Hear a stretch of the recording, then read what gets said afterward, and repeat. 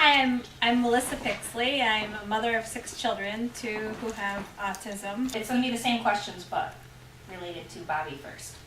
So, what were the first signs that you had that something wasn't quite right when Bobby was developing? Well, actually, I didn't notice the signs at first. In Bobby's family on the father's side, there's another little girl who has autism. The family was more familiar with the signs of autism than I was. My sister-in-laws who pointed out that he was acting, a little funny, that maybe there were some signs, some things I should be concerned about.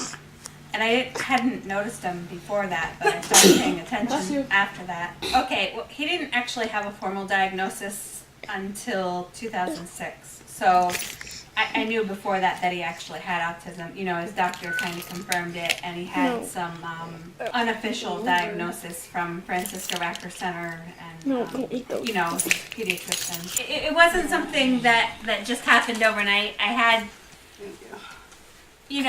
I saw signs of it happening,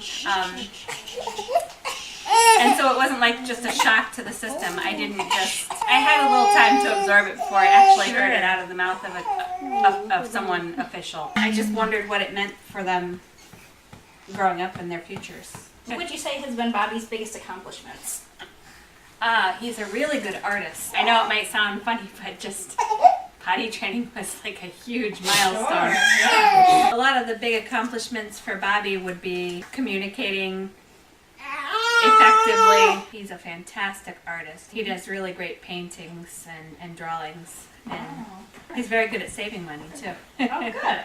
The worst public moment that I probably ever had with him, sometimes the problem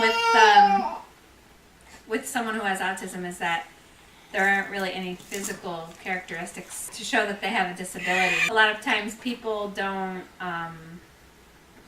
understand that it's a child with a disability. They think it's some bratty kid that's misbehaving. And Bobby's gone up and asked some people some strange questions like, how old are you, to, a woman in her 50s. They don't like that so much. The worst general public moment with him was when my stepfather was babysitting for me for a while, and they were waiting for the bus one morning, and there was a large woman walking on the sidewalk on the other side of the street, and he started asking her name, and she ignored him.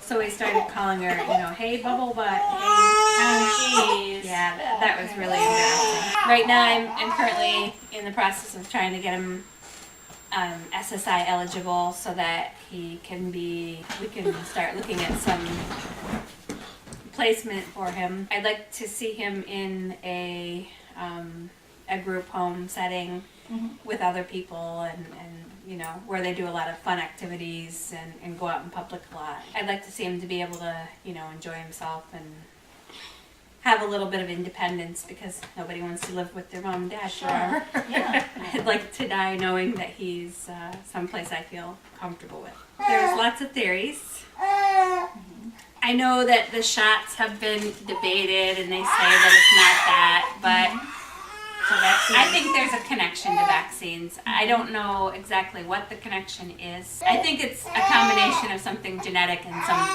some outside stimulator, like maybe vaccine. But I think it's important to mention that Sebby and Bobby were the only children that you vaccinated, and they're the only ones that have. That's not exactly true. I did get Justina vaccinated. They're my only boys. So there's a tagline that says, we don't want a cure, we just want acceptance. Do you agree with that? I think they're both important, but a cure would be, to me, more important, because yes, we should all be accepting. I completely agree with that, but if I could take their autism away, that would be more important for me.